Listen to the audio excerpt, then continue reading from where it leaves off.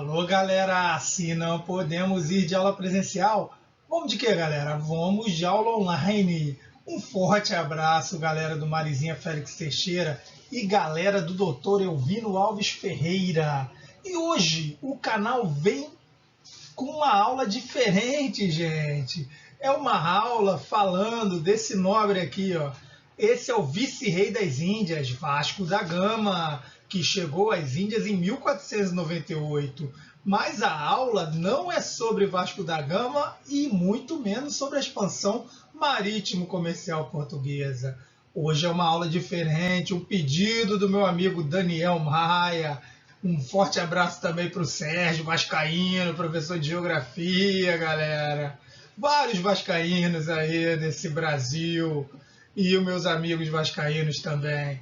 Hoje eu vou falar sobre o time do Vasco ideal de todos os tempos. O Vasco tem uma história muito rica, né? Um clube com mais de 100 anos, que foi fundado em 1898, em 21 de agosto de 1898, para ser mais exato, o Clube de Regatas Vasco da Gama, o primeiro clube a aceitar negros no seu time de futebol. Então, um clube que já lutava contra o racismo. E hoje eu vou fazer um vídeo sobre o time ideal do Vasco da Gama, o time ideal de todos os tempos e o meu time ideal do Vasco da Gama que eu vi jogar. Tá? É um vídeo polêmico, porque cada um tem sua opinião sobre futebol, mas é divertido a gente fazer passar pela história dos clubes. Esse é o primeiro, do Vasco da Gama.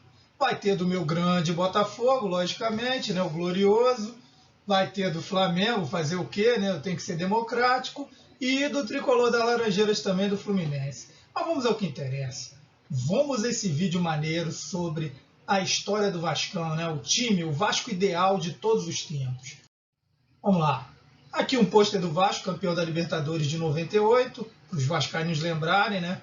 Hoje em dia a situação está difícil, né, vascaíno? Mas faz parte do futebol, né? As fases ruins também está perdurando, mas vai melhorar, tanto para o meu Botafogo quanto para o Vascão. Vamos lá, né? Vamos ter fé que vai melhorar. Então, eu vou começar pelo goleiro, né? A escalação do Vasco ideal de todos os tempos. Fiz uma pesquisa, olhei no site quais são os jogadores históricos do Vasco e eu cheguei a esses três nomes: Barbosa, Acácio e Andrada. Barbosa, o goleiro da Copa de 50, do Expresso da Vitória do Vasco da Gama. Acácio, goleiro bicampeão carioca pelo Vasco, 87 e 88. E um grande goleiro, se eu não me engano, em 89 foi campeão brasileiro também. Depois o Daniel vai me lembrar isso aí nos comentários. E o Andrada, foi o goleiro, inclusive, que sofreu o gol do Pelé, né, que ficou marcado. Mas ele também foi campeão brasileiro pelo Vasco em 74. E aí, né, olhando, pesquisando a história, o goleiro titular desse Vasco ideal será o grande Barbosa, né? Injustiçado Barbosa, que foi, né, que culparam o Barbosa pelo vice-campeonato na Copa de 50 e o Brasil entrou de salto alto naquela final. Né? O Brasil tinha tudo para ganhar, jogava pelo empate, fez o primeiro gol e tomou a virada. E o Barbosa foi Eu não estava lá, claro, na Copa de 50, a bola entrou entre a trave e ele, mas uma falha normal. Não para ser execrado, né, para ser condenado a ser o culpado da Copa do Mundo. Foram uma série de fatores.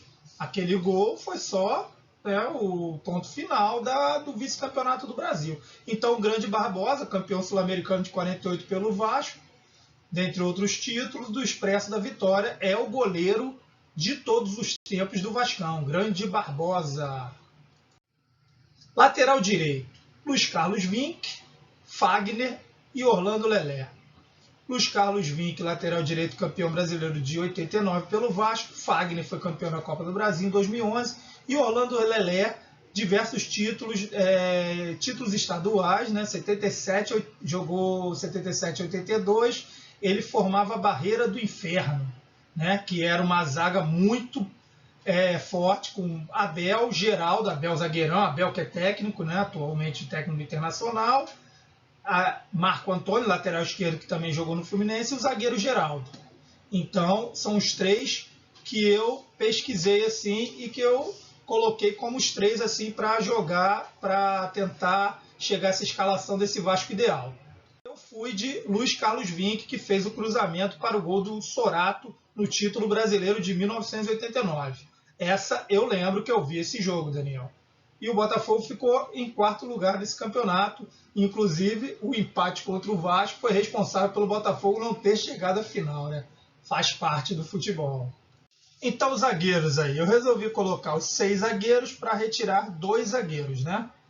O zagueiro central e o 4º zagueiro. Mauro Galvão, zagueiro campeão, multicampeão, jogou no Vasco, Botafogo, Bangu, Grêmio, Internacional, foi multicampeão. Ricardo Rocha também, outro multicampeão, jogou no Vasco, Real Madrid, São Paulo. Fernando, que jogou no Flamengo e no Vasco na década de 80. Donato também na década de 80 jogou no Vasco, depois foi para a Espanha, jogou no La Coruña. Dedé, zagueiro mais recente, que jogou no Vasco em 2011, né, foi campeão da Copa do Brasil. E depois foi para o Cruzeiro, onde foi bicampeão brasileiro. E Bellini, capitão da Copa de 58. Né, campeão mundial de 58. E aí, quais foram os zagueiros escolhidos? Olha aí, galera, vê se vocês concordam. Bellini, o cara foi capitão da seleção, né, campeão mundial, né, não tem nem discussão. E Mauro Geraldo Galvão, grande zagueiro, um dos zagueiros mais técnicos que eu já vi jogar. Sabia sair jogando, né, e ele não era muito alto, mas ele tinha boa impulsão, fazia gol de cabeça e defendia muito bem, né, que era o mais importante. O zagueiro tem que saber sair jogando, pode fazer gol, mas tem que evitar gol. E ele sabia evitar gols também. Era um zagueiro muito técnico. Então, o grande Mauro Galvão junto com o Bellini. Que zaga, gente. Que time, esse time histórico do Vasco de todos os tempos. Uma verdadeira seleção.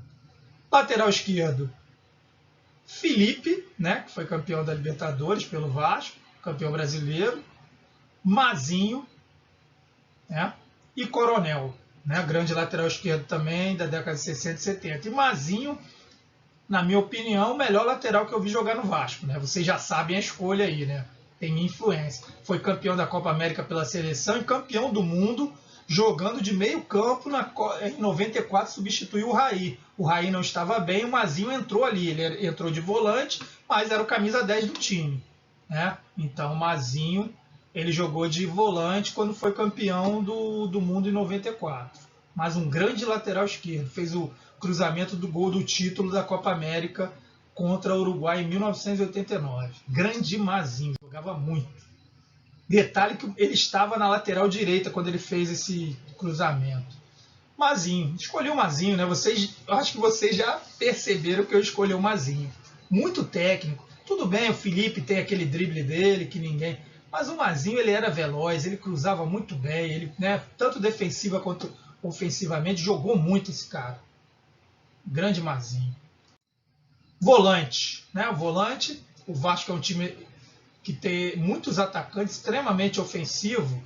Essa posição aí foi uma das mais difíceis, porque é o volante. Né? Luizinho, que foi campeão pelo Botafogo em 89, e depois foi para o Vasco e foi multicampeão pelo Vasco, campeão brasileiro, campeão da Libertadores. Danilo Alvim, da década de 40, que foi do Expresso da Vitória, e Fausto também, que também foi dessa época aí, década de 40, 50. O escolhido foi o Danilo Alvim, né, que era muito técnico e seria o primeiro volante do Vasco nesse Vasco histórico. Primeiro e único. Porque o Vasco histórico tem muitos atacantes, então não tem jeito. E muitos meias ofensivos. Então o Vasco histórico joga no 4-3-3. Então vamos de meio campo agora. Desses 6 eu vou ter que escolher 2, porque o restante, né, como vocês sabem, o meu Vasco... Né, o meu Vasco não, eu sou Botafogo. O Vasco ideal, né, vai jogar com 2 meias, né, jogar com volante, 2 meias e o... trio, né? O trio de atacantes, porque o Vasco teve muitos atacantes fenomenais, então nós temos que jogar com 3 atacantes. Então tá aí os meias que foram selecionados: Juninho Pernambucano, Ramon, Giovani, Bismarck, Jair da Rosa Pinto e Pedrinho. Né? A maioria daquele time do Vasco que foi campeão em 98 e 97. O Giovani, da década de 80, grande meio campo, Jair da Rosa Pinto da década de 40, e o Pedrinho, né, Pedrinho Ramon e Juninho da década de 90, 97, 98, e Giovanni e Bismarck da década de 80. Né? Bismarck, inclusive, foi para a Copa de 90, não jogou, mas foi para a Copa de 90. Vamos lá. Os escolhidos, Juninho Pernambucano, né? Os vascaínos não iam me perdoar se o Juninho não estivesse no maior time de todos os tempos, fez um dos gols mais importantes da história do Vasco, contra o River Plate, né, no Monumental de Nunes, o gol de falta que levou o Vasco à final da Taça Libertadores. Né? E o outro, um dos maiores, né, Giovanni, muito técnico, colocava Romário, Roberto Dinamite na cara do gol, porque ele jogava muito. Grande Giovanni. Os atacantes, como eu disse, o Vasco teve muitos atacantes durante sua história, artilheiros mesmo, Roberto Dinamite, né? Bebeto, Romário, Edmundo, Ademir Menezes e Vavá, né? O queixada Ademir Menezes, e depois o Vavá, que jogou a Copa do Mundo, né? Que foi campeão do mundo em 58, 62, se eu não me engano. Se eu não me engano, 58 eu tenho certeza, 62 acho que foi bicampeão, sim. Tá? Ademir Menezes na década de 50, jogou a Copa de 50. Edmundo, né, que a galera conhece aí, campeão brasileiro em 97. Romário foi campeão brasileiro em 2000 pelo Vasco. Bebeto, né, campeão também pelo Vasco em 89, brasileiro. E Roberto Dinamite, que foi o maior ídolo da história do Vasco, né? Foi campeão brasileiro em 74 e ganhou diversos estaduais. Vamos lá, a escolha do grande, né, do grande ataque do Vasco, um ataque temido em todo mundo. Seria temido, esse time seria temido em qualquer lugar do mundo. Roberto Dinamite, como eu adiantei, o maior ídolo da história do Vasco, né, o maior artilheiro da história do Vasco. 700 gols, se eu não me engano, né, os vascaínos que me corrigem. 700 e poucos gols. Romário, né, que fez lá vários amistosos para chegar aos 1000 gols. Ele chegou aos 1000 gols. Romário dispensa comentários pela sua genialidade dentro da área. O gênio da grande área, como diria Johan Cruyff, o técnico dele no Barcelona. E ele, né, Edmundo, olha lá ele debochando do técnico Antônio Lopes. Edmundo, explosivo, mas um grande artilheiro. Foi artilheiro do Campeonato Brasileiro de 97, né? Fez 6 gols, se eu não me engano, contra o União São João, bateu o recorde, né, de gols numa mesma partida. E aí é o Edmundo, né? Grande Edmundo. Ele deu um chocolate também no Flamengo uma vez num 4-1, que ele jogou muito, tirou onda com o Flamengo. Então é um grande ídolo do Vasco e está lá na seleção do Vasco de todos os tempos. Agora nós vamos para a minha seleção, né, de quem eu vi jogar. Eu me entendo por futebol a partir de 86, da Copa do Mundo de 86, comecei a gostar de futebol. Então, vou mais ou menos nessa época, os jogadores que eu vi, né, jogarem pelo Vasco na minha época, na época que comecei a entender um pouquinho de futebol. Né, que todo mundo acha que entende futebol. Eu entendo um pouquinho só. Vamos lá. Minha escalação do Vasco ideal, o escudo do Vasco da Gama. Vamos lá, o goleiro, Carlos Germano, né, goleiro que foi campeão brasileiro em 97, fechou o gol, garantiu o título com 0-0. Né, ele fechou o gol, eu lembro desse jogo, eu vi esse jogo, e campeão da Libertadores em 98. O goleiro é Carlos Germano, sem dúvida, o meu goleiro ideal do Vasco da Gama. Goleiro do time ideal do Vasco da Gama que eu vi jogar. Detalhe, que eu vi jogar. A seleção já foi escalada, né, de todos os tempos já foi escalada. Lateral direito, Paulo Roberto. O lateral, como diria o narrador, do cruzamento certo. Né? Não está entre os maiores que lá na seleção, mas para mim é um dos maiores laterais que eu já vi jogar. Ele cruzava muito bem. Né? Jogou no Grêmio, jogou no Botafogo. Para mim é o lateral direito do Vasco, é o Paulo Roberto. Há controvérsias aí, os vascaínos vão me contestar. Mas eu prefiro o Paulo Roberto ao Luiz Carlos Vinck.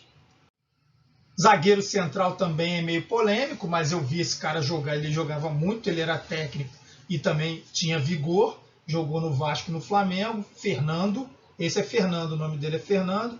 Os vascaínos são contemporâneos, que são da minha época, eles conhecem o Fernando. Jogou muito, depois ele foi para o Flamengo, mas jogava muita bola. O outro, não tem jeito, é o Mauro Galvão mesmo. Esse aí é um dos maiores, ou se não o maior que eu já vi jogar, como zagueiro, que eu já vi jogar, pelo menos no Brasil, o grande Mauro Geraldo Galvão. Muito técnico, como eu falei, tinha boa impulsão e não era muito alto, jogava muito. E fazer falta era raro com ele.